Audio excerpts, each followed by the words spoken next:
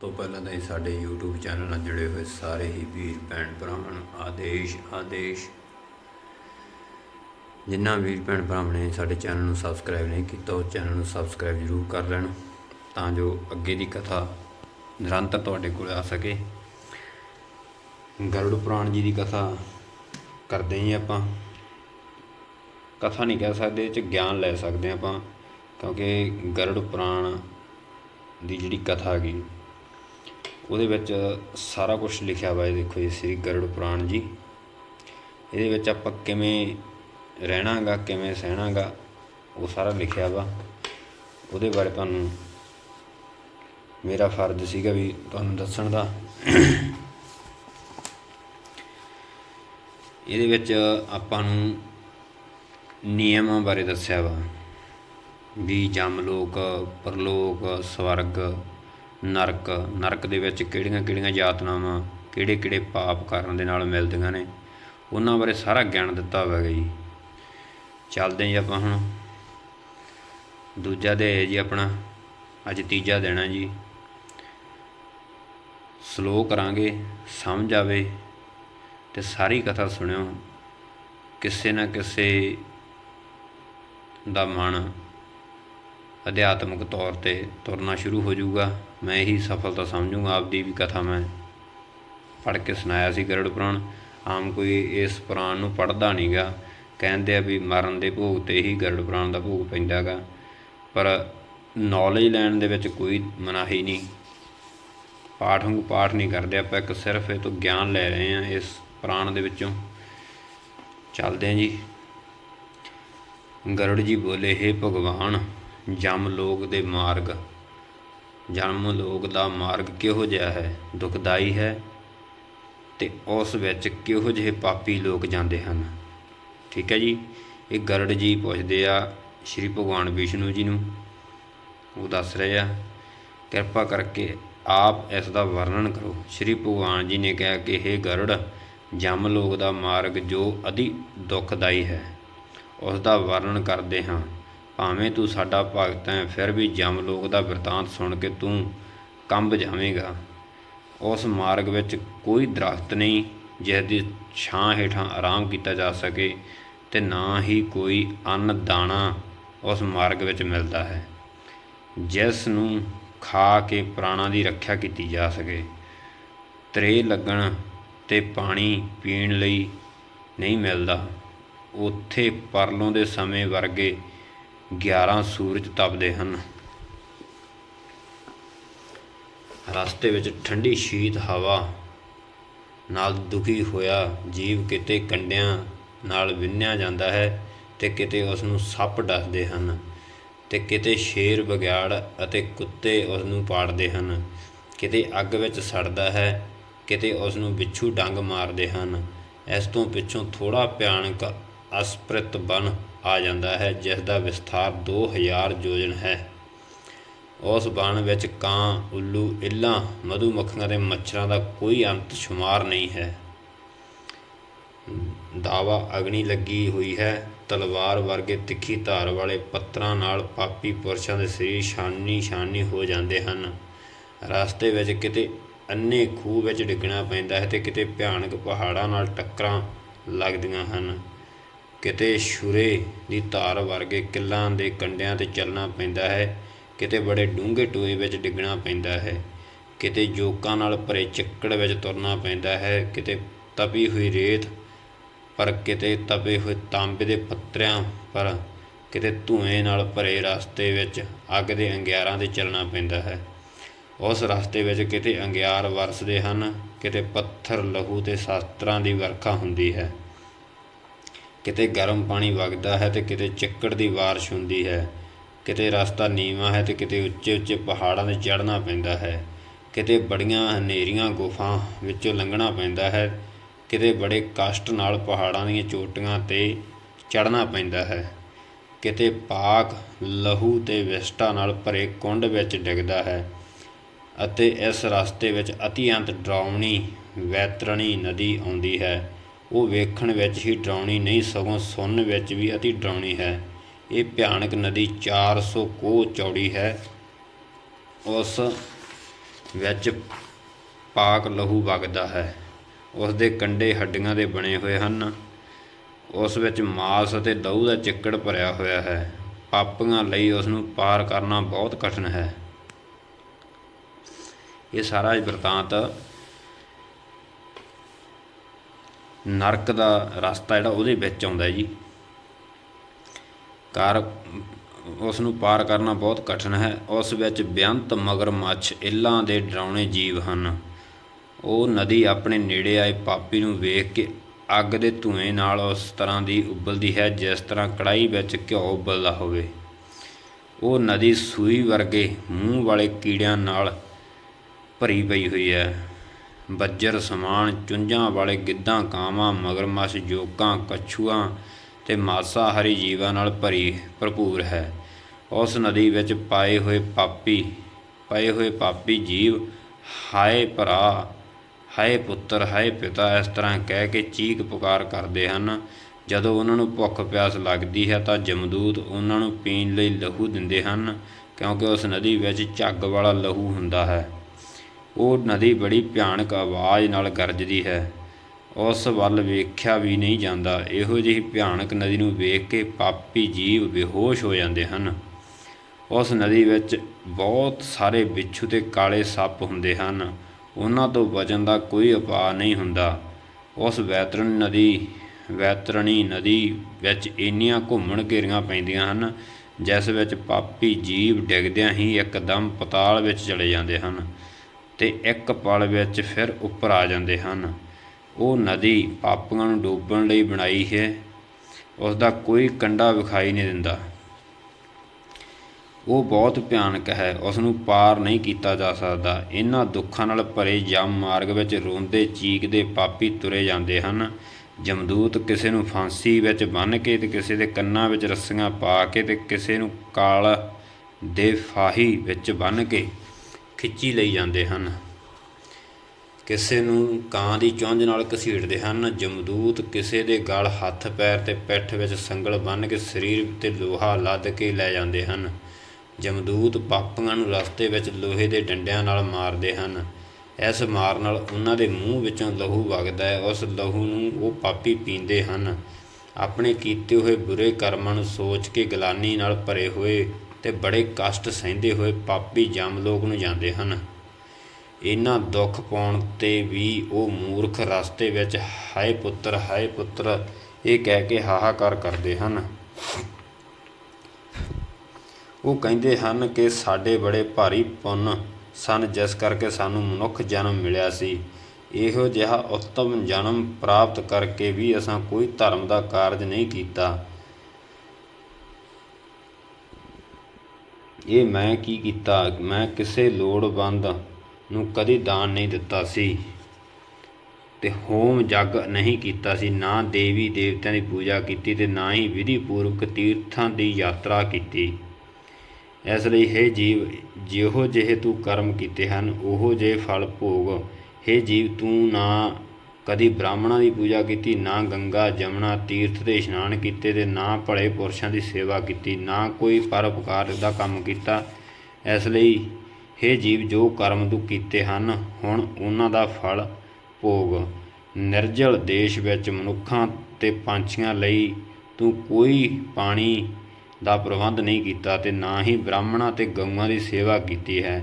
ਇਸ ਲਈ ਹੇ ਜੀਵ, ਜੈਸਾ ਤੂੰ ਕਰਮ ਕੀਤਾ ਹੈ ਉਹੋ ਜਿਹਾ ਫਲ ਭੋਗ। ਤੂੰ ਅੰਨ ਆਦਿ ਦਾ ਦਾਨ ਵੀ ਨਹੀਂ ਕੀਤਾ, ਨਾ ਗਊਆਂ ਨੂੰ ਘਾਹ ਆਦਿ ਦਾ ਦਾਨ ਦਿੱਤਾ, ਨਾ ਵੇਦਾਂ ਦੇ ਸ਼ਾਸਤਰਾਂ ਦੇ ਬਚਨਾਂ ਨੂੰ ਸੱਚ ਮੰਨਿਆ, ਨਾ ਤੂੰ ਪੁਰਾਣਾਂ ਦੀ ਕਥਾ ਸੁਣੀ ਅਤੇ ਨਾ ਹੀ ਕਿਸੇ ਵਿਦਵਾਨ ਦੀ ਪੂਜਾ ਕੀਤੀ। ਇਸ ਲਈ ਹੇ ਜੀਵ, ਜੋ ਕਰਮ ਤੂੰ ਕੀਤੇ ਹਨ ਉਹਨਾਂ ਦਾ ਫਲ ਭੋਗ। ਇਸਤਰੀਆਂ ਕਹਿੰਦੀਆਂ ਹਨ ਕਿ ਨਾ ਅਸੀਂ ਆਪਣੇ ਪਤੀ ਨੂੰ ਚੰਗੇ ਬਚਨਾਂ ਦੀ ਪਾਲਣਾ ਕੀਤੀ ਅਤੇ ਨਾ ਪਤੀਵਰਤਾ ਧਰਮ ਨੂੰ ਪਾਲਿਆ, ਨਾ ਗੁਰੂ ਦੇ ਤਲ ਉਹਨਾਂ ਦਾ ਸਨਮਾਨ ਕੀਤਾ। ਇਸ ਲਈ ਹੇ ਜੀਵ, ਜਿਹੋ ਜਿਹਾ ਕਰਮ ਕੀਤਾ ਹੈ ਉਹੋ ਜਿਹਾ ਫਲ ਭੋਗ। ਨਾ ਤਾਂ ਅਸਾਂ ਬੁੱਧੀ ਨਾਲ ਆਪਣੇ ਪਤੀ ਦੀ ਸੇਵਾ ਕੀਤੀ, ਨਾ ਪਤੀ ਦੇ ਗੁਜ਼ਰ ਜਾਣ 'ਤੇ ਉਸ ਨਾਲ ਸਤੀ ਹੋਈ, ਨਾ ਵਿਧਵਾ ਹੋਣ 'ਤੇ ਵਿਧਵਾ ਧਰਮ ਦਾ ਪਾਲਣ ਕੀਤਾ। ਇਸ ਲਈ ਹੇ ਜੀਵ, ਆਪਣੇ ਕੀਤੇ ਕਰਮਾਂ ਦਾ ਫਲ ਹੁਣ ਤੂੰ ਭੋਗ। ਚੰਦਰਯਾਨ ਆਦਿ ਜੋ ਮਹੀਨਿਆਂ ਦੇ ਵਰਤ ਹਨ, ਉਹ ਵੀ ਮੈਂ ਵਿਸਥਾਰ ਤੇ ਨਿਯਮ ਨਾਲ ਕਰਕੇ ਆਪਣੇ ਸਰੀਰ ਨੂੰ ਨਹੀਂ ਸੁਕਾਇਆ। ਪੂਰਵ ਜਨਮ ਦੇ ਪਾਪ ਕਰਮਾਂ ਦੇ ਕਾਰਨ ਕਰਕੇ ਇਹ ਦੁਖਦਾਈ ਨਾਰੀ ਦਾ ਸਰੀਰ ਮਿਲਿਆ ਹੈ, ਪਰ ਇਸ ਸਰੀਰ ਨੂੰ ਮੈਂ ਬੇਅਰਥ ਹੀ ਗਵਾ ਦਿੱਤਾ। ਇਸ ਤਰ੍ਹਾਂ ਜੀਵ ਆਪਣੇ ਪੂਰਵ ਜਨਮ ਦੇ ਕਰਮਾਂ ਨੂੰ ਯਾਦ ਕਰਦਾ ਤੇ ਵਿਲਾਪ ਕਰਦਾ ਹੋਇਆ ਇਕੱਲਾ ਹੀ ਵਾਯੂ ਦੇ ਵੇਗ ਨਾਲ 17 ਦਿਨ ਚੱਲਦਾ ਹੈ। 18ਵੇਂ ਦਿਨ ਸੋਮਯਪੁਰ ਵਿੱਚ ਪਹੁੰਚ ਜਾਂਦਾ ਹੈ। ਜਮਦੂਤ ਥੋੜ੍ਹਾ ਸਮਾਂ ਉਸ ਨੂੰ ਉੱਥੇ ਆਰਾਮ ਕਰਾਉਂਦੇ ਹਨ। ਉੱਥੇ ਉਹ ਦੁਖੀ ਹੋ ਕੇ ਇਸਤਰੀ ਤੇ ਪੁੱਤਰਾਂ ਦੇ ਸੁੱਖ ਨੂੰ ਯਾਦ ਕਰਦਾ ਹੈ। ਧਨ ਤੇ ਨੌਕਰਾਂ ਬਾਰੇ ਵੀ ਸੋਚਦਾ ਹੈ। ਉੱਥੇ ਜਮਦੂਤ ਉਸ ਨੂੰ ਕਹਿੰਦੇ ਹਨ ਕਿ ਤੇਰਾ ਉਹ ਧਨ, ਪੁੱਤਰ, ਇਸਤਰੀ, ਮਿੱਤਰ ਤੇ ਸੰਬੰਧੀ ਆਦਿ ਕਿੱਥੇ ਹਨ? ਹੇ ਮੂਰਖ, ਤੂੰ ਆਪਣੇ ਕੀਤੇ ਕਰਮਾਂ ਦਾ ਫਲ ਭੋਗਣ ਲਈ ਬਹੁਤ ਦਿਨ ਇਸ ਮਾਰਗ 'ਤੇ ਚੱਲ। ਹੇ ਜਮਲੋਕ ਯਾਤਰੀ, ਕੀ ਤੂੰ ਆਪਣੇ ਰਸਤੇ ਵਿੱਚ ਕੰਮ ਆਉਣ ਵਾਲੀਆਂ ਤੇ ਜਲ ਦੇਣ ਵਾਲੀਆਂ ਕਿਸੇ ਵਸਤੂ ਦਾ ਪ੍ਰਬੰਧ ਕੀਤਾ ਹੈ, ਜਿਸ ਨਾਲ ਤੇਰਾ ਪੈਂਡਾ ਸੁੱਖ ਨਾਲ ਖਤਮ ਹੋ ਜਾਵੇ? ਕੀ ਤੂੰ ਜਮਰਾਜ ਤੇ ਸਾਡੇ ਵੱਲ ਨੂੰ ਨਹੀਂ ਜਾਣਦਾ? ਬਿਨਾਂ ਕਿਸੇ ਦੁੱਖ ਦੇ ਜਮਰਾਜ ਪਾਸ ਚੱਲਣ ਦਾ ਯਤਨ ਕਰਦਾ। ਜਿਸ ਰਸਤੇ 'ਤੇ ਤੂੰ ਜਾਏਗਾ ਉਹ ਰਸਤਾ ਤੇਰੇ ਲਈ ਨਿਸ਼ਚਿਤ ਹੈ, ਉਸ ਨੂੰ ਕੋਈ ਬਦਲ ਨਹੀਂ ਸਕਦਾ। ਕੀ ਤੂੰ ਉਸ ਪ੍ਰਸਿੱਧ ਮਾਰਗ ਨੂੰ ਨਹੀਂ ਜਾਣਦਾ ਜਿਸ ਨੂੰ ਬਾਲਕ ਅਤੇ ਬ੍ਰਿਧ ਸਭ ਜਾਣਦੇ ਹਨ? ਕੀ ਤੂੰ ਬ੍ਰਾਹਮਣਾਂ ਤੋਂ ਕਦੀ ਪੁਰਾਣਾਂ ਦੇ ਬਚਨ ਨਹੀਂ ਸੁਣੇ? ਇਹ ਕਹਿ ਕੇ ਜਮਦੂਤ ਉਸ ਨੂੰ ਮੁਦਗਰਾਂ ਨਾਲ ਮਾਰਦੇ ਹਨ। ਨੱਠਦੇ ਭੱਜਦੇ ਉਸ ਪ੍ਰਾਣੀ ਨੂੰ ਫੜ ਕੇ ਰੱਸੀਆਂ ਨਾਲ ਬੰਨ੍ਹ ਕੇ ਖਿੱਚਦੇ ਹਨ। ਇਸ ਥਾਂ 'ਤੇ ਪੁੱਤਰਾਂ ਜਾਂ ਪੋਤਰਿਆਂ ਦੇ ਸਨੇਹ ਪੂਰਵਕ ਜਾਂ ਕਿਰਪਾ ਪੂਰਵਕ ਦਿੱਤੇ ਹੋਏ ਮਾਸਕ ਪਿੰਡ ਨੂੰ ਖਾ ਕੇ ਉਹ ਜੀਵ ਸਰੋਪਰਿਆ ਨੂੰ ਜਾਂਦਾ ਹੈ। ਉੱਥੇ ਕਾਲ ਦਾ ਰੂਪ ਜੰਗਮ ਨਾਂ ਦਾ ਰਾਜਾ ਹੈ। ਉਸ ਨੂੰ ਵੇਖ ਕੇ ਉਹ ਡਰਦਾ ਮਾਰਾ ਕੁਛ ਵਿਸ਼ਰਾਮ ਕਰਨਾ ਚਾਹੁੰਦਾ ਹੈ। ਇੱਥੇ 1.5 ਮਹੀਨੇ ਦਾ ਪਿੰਡ ਤੇ ਜਲ ਖਾ ਪੀ ਕੇ ਉਹ ਪ੍ਰਾਣੀ ਅੱਗੇ ਚੱਲਦਾ ਹੈ। ਫਿਰ ਜਲਦੀ ਹੀ ਨਾਗੇਂਦਰ ਭਵਨ ਨਾਂ ਦੇ ਪੁਰ ਵਿੱਚ ਪਹੁੰਚਦਾ ਹੈ, ਜਿੱਥੇ ਭਿਆਨਕ ਬਨਾਂ ਨੂੰ ਵੇਖ ਕੇ ਉਹ ਬਹੁਤ ਦੁਖੀ ਹੋ ਕੇ ਰੋਂਦਾ ਹੈ। ਉੱਥੇ ਜਮਦੂਤ ਉਸ ਨੂੰ ਵਾਰ-ਵਾਰ ਖਿੱਚਦੇ ਹਨ ਤੇ ਉਹ ਤੜਫਦਾ ਤੇ ਰੋਂਦਾ ਹੈ। 2 ਮਹੀਨੇ ਬੀਤਣ 'ਤੇ ਪੁੱਤਰਾਂ ਵੱਲੋਂ ਦਿੱਤੇ ਗਏ ਤੇ ਦੂਸਰੇ ਪਿੰਡ ਨੂੰ ਖਾ ਕੇ ਉਹ ਜਮਦੂਤਾਂ ਦਾ ਖਿੱਚਿਆ ਹੋਇਆ ਦੁੱਖ ਨਾਲ ਅੱਗੇ ਵੱਧਦਾ ਹੈ। ਤੀਸਰੇ ਮਹੀਨੇ ਵਿੱਚ ਗੰਧਰਵਪੁਰ ਵਿੱਚ ਜਾ ਪਹੁੰਚਦਾ ਹੈ। ਉੱਥੇ ਤੀਸਰੇ ਮਹੀਨੇ ਦੇ ਪਿੰਡ ਨੂੰ ਖਾ ਕੇ ਅੱਗੇ ਚੱਲਦਾ ਹੈ। ਫਿਰ ਉਹ ਪ੍ਰਾਣੀ ਚੌਥੇ ਮਹੀਨੇ ਸੈਲਾਗਮਪੁਰ ਵਿੱਚ ਪਹੁੰਚ ਜਾਂਦਾ ਹੈ। ਉੱਥੇ ਉਸ ਪ੍ਰੇਤ ਆਤਮਾ ਦੇ ਬਹੁਤ ਸਾਰੇ ਪੱਥਰ ਵੱਜਦੇ ਹਨ। ਉੱਥੇ ਚੌਥੇ ਮਹੀਨੇ ਦੇ ਪਿੰਡ ਨੂੰ ਖਾ ਕੇ ਕੁਛ ਸੁਖੀ ਹੁੰਦਾ ਹੈ। ਫਿਰ 5ਵੇਂ ਮਹੀਨੇ ਵਿੱਚ ਕਰੌਂਚਪੁਰ ਵਿੱਚ ਪਹੁੰਚਦਾ ਹੈ। ਉੱਥੇ ਪੁੱਤਰ ਆਦਿਕ ਵੱਲੋਂ ਦਿੱਤੇ ਹੋਏ 5ਵੇਂ ਮਹੀਨੇ ਦੇ ਪਿੰਡ ਨੂੰ ਖਾ ਕੇ ਕਰੂਰਪੁਰ ਨੂੰ ਜਾਂਦਾ ਹੈ। ਉੱਥੇ 5.5 ਮਹੀਨੇ ਦੇ ਦਿੱਤੇ ਹੋਏ ਨਿਊਨ ਸਟਮਸਤਿਆ ਪਿੰਡ ਨੂੰ ਖਾ ਕੇ ਅੱਧਾ ਮੁਹੂਰਤ ਆਰਾਮ ਕਰਕੇ ਕੰਬਦਾ ਹੋਇਆ ਦੁੱਖ ਨਾਲ ਉਸ ਪੁਰ ਨੂੰ ਛੱਡ ਕੇ ਜਮਦੂਤਾਂ ਹੱਥੋਂ ਦੁਖੀ ਹੋਏ ਚਿੱਤਰ ਭਵਨ ਨਾਂ ਦੇ ਪੁਰ ਵਿੱਚ ਜਾਂਦਾ ਹੈ, ਜਿੱਥੇ ਪਿੰਡਾ ਤੇ ਜਲ ਖਾ ਪੀ ਕੇ ਅੱਗੇ ਚੱਲਦਾ ਹੈ। ਉੱਥੇ ਜਮ ਛੋਟਾ ਭਰਾ ਬਿੱਤਰ ਨਾਂ ਦਾ ਰਾਜਾ ਰਾਜ ਕਰਦਾ ਹੈ। ਉੱਥੇ ਅਤੀ ਭਿਆਨਕ ਰਾਜੇ ਨੂੰ ਵੇਖ ਕੇ ਜਦੋਂ ਉਹ ਡਰ ਨਾਲ ਭੱਜਦਾ ਹੈ, ਤਦ ਉਸ ਦੇ ਸਾਹਮਣੇ ਬੇੜੀ ਦੇ ਮਲਾਹ ਆ ਕੇ ਇਹ ਕਹਿੰਦੇ ਹਨ ਕਿ ਅਸੀਂ ਤੈਨੂੰ ਮਹਾਂ ਨਦੀ ਵੈਤਰਣੀ ਤੋਂ ਪਾਰ ਲੈ ਜਾਣਾ ਲਈ ਬੇੜੀ ਲੈ ਕੇ ਆਏ ਹਾਂ। ਜੇ ਤੇਰਾ ਪੁੰਨ ਇਸ ਯੋਗ ਹੈ ਤਾਂ ਤੂੰ ਇਸ ਬੇੜੀ ਵਿੱਚ ਬੈਠ ਸਕਦਾ ਹੈ। ਗਿਆਨੀਆਂ ਨੇ ਦਾਨ ਨੂੰ ਵਿਤਰਨ ਕਿਹਾ ਹੈ। ਉਸ ਦੇ ਬਲ ਨਾਲ ਹੀ ਇਹ ਨਦੀ ਪਾਰ ਹੁੰਦੀ ਹੈ, ਇਸ ਲਈ ਇਸ ਦਾ ਨਾਂ ਵੈਤਰਣੀ ਹੈ। ਜੇ ਤੂੰ ਗਊ ਦਾਨ ਕੀਤਾ ਹੈ ਤਾਂ ਇਹ ਬੇੜੀ ਤੇਰੇ ਲਈ ਆ ਸਕਦੀ ਹੈ, ਨਹੀਂ ਤਾਂ ਨਹੀਂ। ਮਲਾਹ ਦੇ ਇਹ ਵਚਨ ਸੁਣ ਕੇ ਪਾਪੀ ਹਾਏ ਦੇਵ ਇਹੋ ਜਿਹੇ ਸ਼ਬਦ ਕਹਿੰਦਾ ਹੈ। ਇਸ ਲਈ ਇਸ ਪਾਪੀ ਨੂੰ ਵੇਖ ਕੇ ਉਹ ਨਦੀ ਉਬਲਦੀ ਹੈ ਤੇ ਦਾਨ ਨਾ ਦੇਣ ਕਰਕੇ ਉਸ ਪਾਪੀ ਨੂੰ ਉਸ ਨਦੀ ਵਿੱਚ ਡੁੱਬ ਜਾਂਦਾ ਹੈ।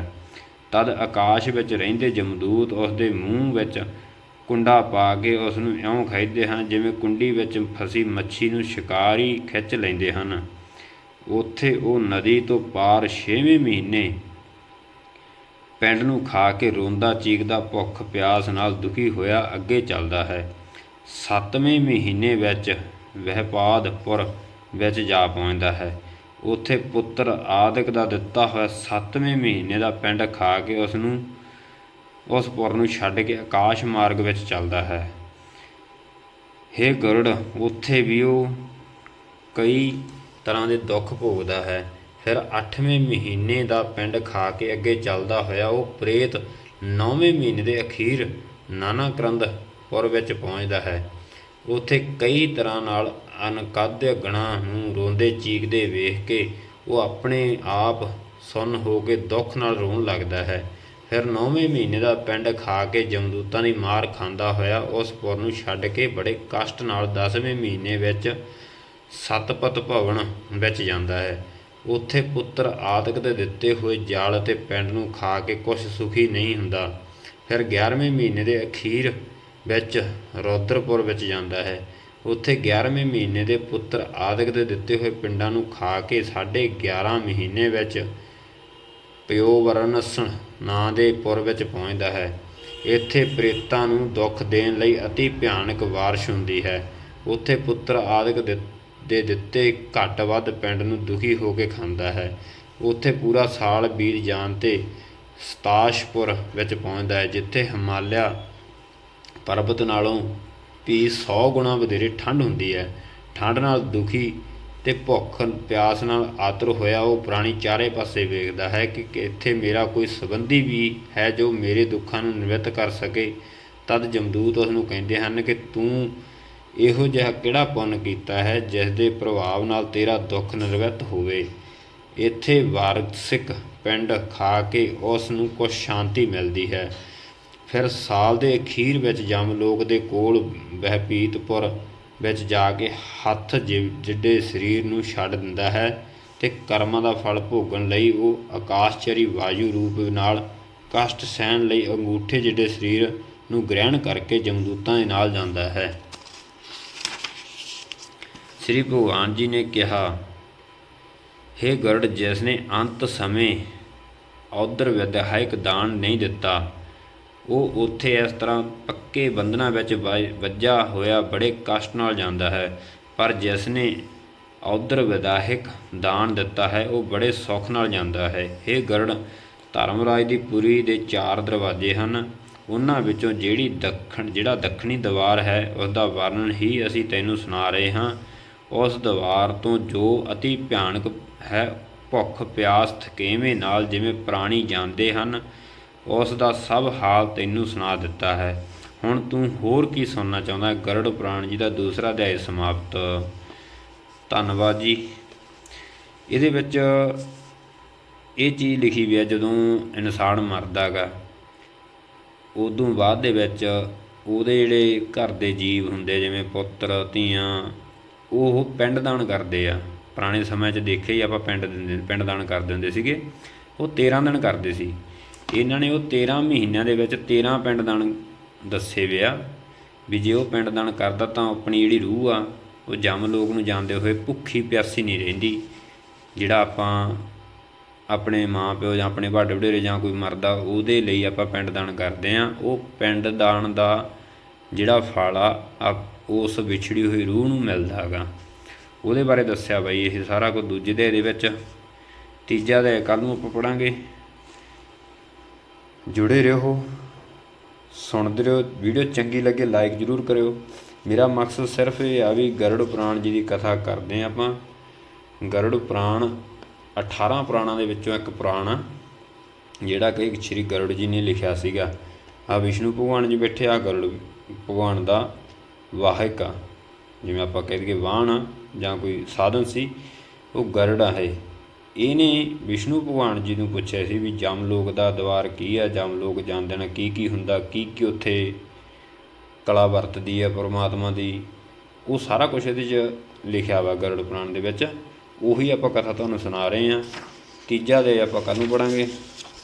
ਧੰਨਵਾਦ ਜੀ।